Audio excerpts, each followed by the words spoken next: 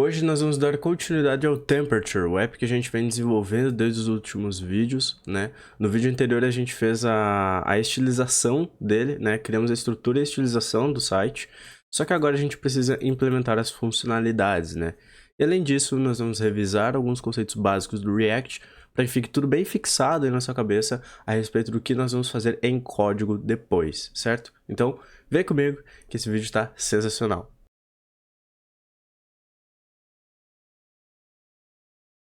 Fala galera, beleza? Eu me chamo Real, sejam bem-vindos a mais um vídeo e hoje estou trazendo para vocês mais um vídeo de React, né, onde nós estamos continuando a nossa playlist de React para iniciantes, vendo conceitos a respeito da programação com React desde o início, certo? Se você é novo aqui no canal, eu quero te convidar a se inscrever e acompanhar os vídeos anteriores para que você consiga desenvolver até o momento que a gente está aqui dessa playlist, né, desse app que a gente tem desenvolvido. Também quero te convidar a avaliar esse vídeo no final através de um gostei, de um comentário ou algo que possa me ajudar a entender como eu estou conduzindo as coisas aqui no canal, certo? Também quero te convidar a checar nossa comunidade no Discord, uma comunidade voltada a desenvolvedores que tem o objetivo de se ajudar a evoluir cada vez mais na sua carreira como dev. Hoje vocês estão vendo algo um pouco diferente, né? Eu tô aqui no Whimsical porque eu quero fazer um brainstorm aqui com vocês a respeito de um conceito do React, tá?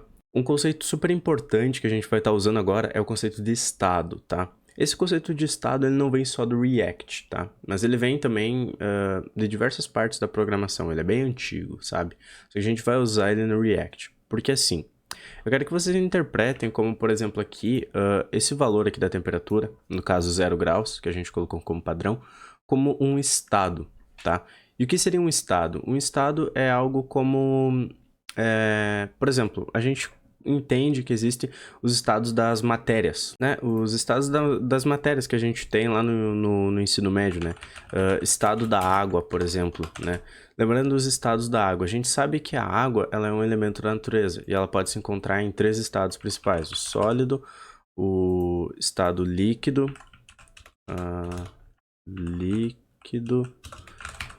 e também o estado gasoso, né? Esses são os 3 estados da água, né? No caso, ela não deixa de ser uma água, mas ela pode se encontrar em 3 estados diferentes. Então, o estado, no caso que a gente vai se referir aqui, é como ela se encontra em determinado momento, né? A gente sabe que se algo acontecer com a água, por exemplo, a temperatura cair muito, a gente vai obter a água em estado sólido, porque ela começa a virar gelo, né? Dependendo se ela estiver em temperatura ambiente, ela se encontra no estado líquido, e se ela estiver em temperaturas muito quentes, ela se encontra no estado gasoso, né? E o que eu quero fazer com isso aqui, tá? Eu quero fazer um paralelo em relação à nossa temperatura do app, tá? Então aqui a gente tem estado da temperatura, tá? A gente não vai ter estados bem definidos, como por exemplo da água, que são 3 estados, né? Mas a gente vai ter alguns estados aqui da temperatura que são valores numéricos, tá? Porque no caso o estado da temperatura é em qual temperatura ela se encontra, né? Então no caso, o que eu vou ter aqui, por exemplo, é 0 graus, 1, 2, né? Opa, 2. Então tudo depende, no caso, da quantia que a gente vai estar usando, né? Dos estados da temperatura. Então esse conceito de estado é muito importante porque ele é usado no React, né? No React funcional, que é o que a gente está fazendo aqui com funções, né? E é ele que vai controlar o valor de uma variável, tá? Em código, no caso, a gente vai ter uma variável que vai ser responsável por armazenar esse estado aqui. E a gente vai chamar essa variável de temperature, tá? Essa variável temperature, ela poderá ter diversos valores, tá? O valor inicial dela será 0, tá? E ela pode ser 1, 2, 3, quantos forem, né? Infinitos valores numéricos se referem a respeito do valor da água, né? Qual que é o estado dela. E no caso, que nem eu comentei aqui no estado da água, para ela se tornar sólida, por exemplo, a temperatura tem que estar fria, tá? Líquido tem que ser ambiente, e gasoso tem que ser quente, tá? Então é isso aqui que a gente entendeu, né, da água. Ela se encontra nesses 3 estados, mas algo tem que acontecer com a água para que ela se encontre num estado específico, né? Então no caso a chave da água aqui é a temperatura, né? Se ela se encontra uma temperatura fria, ela está no estado sólido. Se ela tiver na temperatura ambiente, é líquido. E numa temperatura quente, ela está no gasoso, né? Então, no caso, para nossa temperatura mudar, algo tem que acontecer também, tá? Mas imaginando mais programaticamente, o que será isso, né? Será uma ação do usuário, tá? Porque vai ser quando o usuário clicar no botão para aumentar ou diminuir o valor da temperatura, né?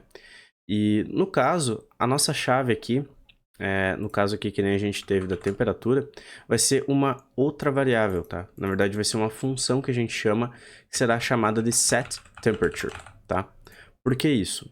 Temperature, no caso, é temperatura em inglês, tá? E set é porque ela vai setar, ela vai colocar um valor na temperatura. Então essa é uma função que a gente chama em código, tá? Que ela muda o valor dessa variável temperature. E daí assim, um novo valor será atribuído conforme qualquer um desses valores aqui, que podem ser os estados da temperatura, né? E essa função setTemperature, ela é uma função, ela recebe por parâmetro algo, tá? E o que ela recebe por parâmetro, no caso, é a temperatura atual. Então pode ser 2. Então se eu chamar a função setTemperature mandando o valor 2, o novo estado da temperatura será 2. Se eu mandar 1, será 1, né? Se eu mandar menos 4, será menos 4, entende? Porque a gente pode ter temperaturas negativas também.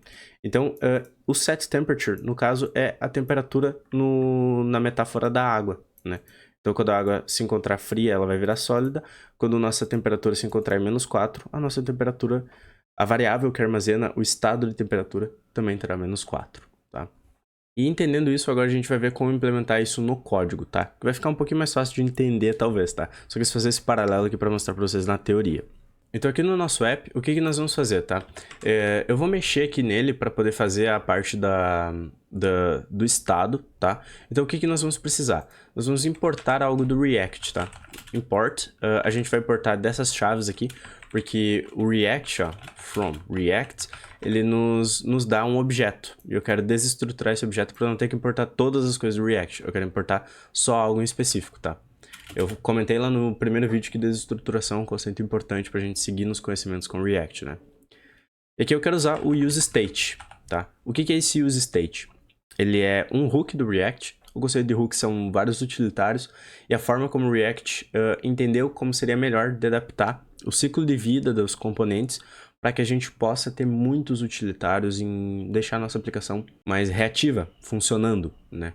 E o useState é o hook responsável por lidar com estados, tá? Onde ele vai nos disponibilizar duas variáveis principais. O temperature, que é o nosso estado da temperatura, e o setTemperature, que é a função que eu comentei que vai mudar essa temperatura, né? Então, como que eu faço isso, tá? Eu vou desestruturar, pois o useState nos retorna um vetor, tá? Então, eu vou obter uma variável dele, desestruturando assim como um vetor, e eu vou ter duas coisas, a temperature e o setTemperature. Dessa forma aqui, eu já obtive as duas variáveis que eu falei para vocês que a gente ia precisar para mexer com a temperatura, né? Eu posso colocar qualquer nome, depende do contexto da sua aplicação, né? Se a gente estivesse trabalhando com água, seria o water e setWater, né? Por que do set? Na verdade, o set não é obrigatório, tá? Ele é só uma convenção da comunidade de nomear estados com set. Por quê? Porque isso fica mais fácil para o VS Code e tudo mais entender que a gente está mexendo com estados aqui, né? E então, isso é um padrão da comunidade, né? Mas no nosso caso aqui eu vou ter temperature e setTemperature, né? E no useState, a função do useState recebe um valor por padrão, que no caso é o valor inicial da variável temperature, que eu vou colocar como 0, tá? Eu vou fazer um console.log de temperature para vocês verem que está funcionando, tá? O valor inicial dessa variável aqui é 0. Se eu mandar lá que eu quero iniciar ela como 4, sei lá, vai ser 4, ó, entendeu? Então, assim a gente já criou as variáveis, a gente já criou nosso estado e a função que altera ele, e a gente já viu que está funcionando tudo certinho, né? Mandando como valor padrão o 0. Agora o que a gente vai fazer é exibir essa variável aqui na nossa interface, para que quando ela altere o seu valor, como foi aqui no console que ele mostrou o novo valor, né? Quando ela alterou, ele altere aqui na interface, né? Como é que a gente faz isso? Nós colocamos o nome da variável aqui, temperature, tá? Dessa forma aqui. Só que não funcionou. Ele printou um texto temperature. Claro, é HTML, né? Ele vai fazer isso. Então, como que a gente contorna isso aqui? Existe uma forma para a gente utilizar variáveis dentro do HTML, ou seja, a gente vai exibir aqui no H2 o valor que tem numa variável JavaScript aqui, tá? Como que a gente faz isso? A gente coloca parênteses, chaves, na verdade, ao redor da variável. que assim ele vai entender que a gente quer usar JavaScript aqui dentro, nesse trecho entre as chaves, e a gente está chamando uma variável que está definida aqui no nosso componente, tá? E agora, funcionou. A gente está vendo aqui o valor 0. Se eu colocar que o valor inicial é 5, vocês vão ver que ele vai alterar aqui para 5. Então agora as coisas já estão começando a funcionar melhor, tá? O que a gente precisa fazer é tornar os botões funcionais de forma que eles alterem o valor daquela variável, né? E para fazer isso, a gente vai fazer aqui duas funções, tá? Eu vou fazer uma função que ela vai ser responsável por aumentar, uma função que vai ser responsável por diminuir, e no onClick desses botões, eu vou chamar essa função. Bem tranquilo, tá? Eu vou ter aqui, então, uma function chamada decreaseTemperature, que ela vai ser responsável por diminuir a temperatura, tá? Decrease, no caso, diminuir. E o que eu vou fazer nessa função, tá? Eu vou chamar o setTemperature, que no caso é a função que altera o valor dessa variável aqui.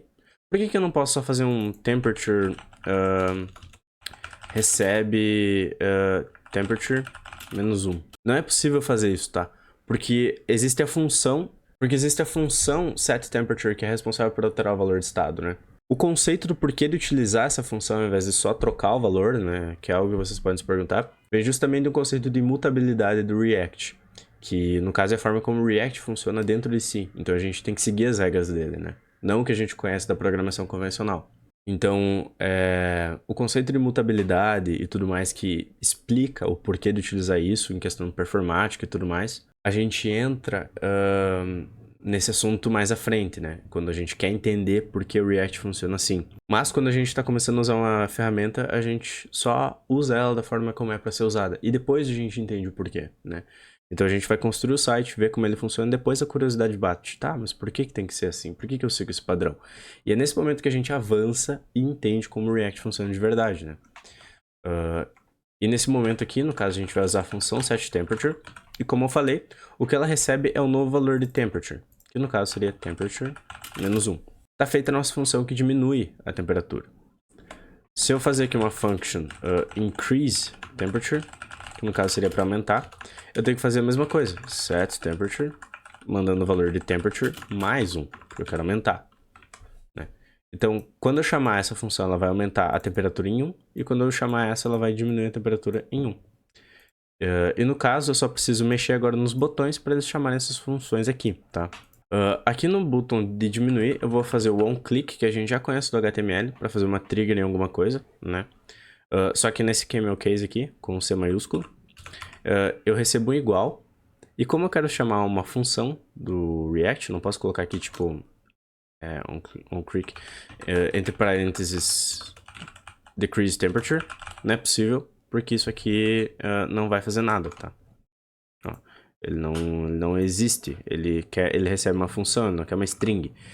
No caso, como o React funciona, né? Então, para isso, a gente apaga e coloca entre chaves o nome da variável, da função, né? Decrease temperature. E agora, quando eu clicar no botão, ele vai diminuir a temperatura. Massa, né? E agora, para deixar isso aqui completamente funcional, bem rapidinho, tá? OnClick, increase temperature, aqui no botão de mais, tá? Ele vai aumentar. Pronto. Construímos o nosso controlador de temperatura. Viram só? E através disso, agora a gente entendeu como mexer com o valor. A gente aprendeu a manipular o valor de um estado e a exibir ele na página de forma atualizada, né? Sendo assim, a gente já tem o nosso controlador de temperatura completo. A única coisa que falta é alterar o fundo da página conforme a temperatura, né? E como é que a gente vai seguir com isso aqui agora, tá? A gente vai ter que entender um outro conceito do React agora, tá? Que seria o conceito dos efeitos, tá? A gente vai usar um outro hook como useState, que é chamado de useEffect, tá? O useEffect, ele é um hook que basicamente causa um efeito colateral. Então, o que é o conceito do efeito colateral? Literalmente entendendo isso. Quando acontece algo, acontece outra coisa. Por exemplo, se eu tomar água, um efeito colateral de eu tomar água é eu hidratar o meu corpo. Efeito colateral nem sempre é algo ruim, né? Mas é algo que acontece a partir de uma ação que é tomada. Então, no nosso caso, o efeito colateral que a gente quer causar é trocar o fundo da página quando a temperatura for alterada, né? Então, conforme a temperatura for sendo mexida, a gente quer mudar o fundo da nossa página. Nesse caso, o que a gente vai fazer, tá? O useEffect, ele é um hook que deve ser chamado no corpo da nossa função, tá? Assim como o useState. O useState ele está sendo chamado aqui. Agora, as variáveis que a gente obteve do useState, a gente pode chamar onde a gente quiser, função, no HTML, tudo mais, né? Mas o useEffect a gente vai declarar ele aqui, tá? A gente não vai obter nenhuma variável dele. E o useEffect, ele é um hook que ele aceita 2 parâmetros, tá? 2 parâmetros de uma forma super simples. Ele recebe uma função, que eu vou chamar aqui como uma arrow function, tá? Dessa forma assim. E aqui eu vou escrever o corpo dessa função. E o que é essa função? Essa função é o que ele vai executar como um efeito colateral. Que no caso a gente vai fazer a lógica necessária aqui para alterar o fundo da página. Já o segundo parâmetro aqui é um vetor. Esse vetor ele recebe algumas variáveis, tá? Ele pode receber algumas variáveis, ele pode ser vazio também. Onde essas variáveis elas serão observadas, tá?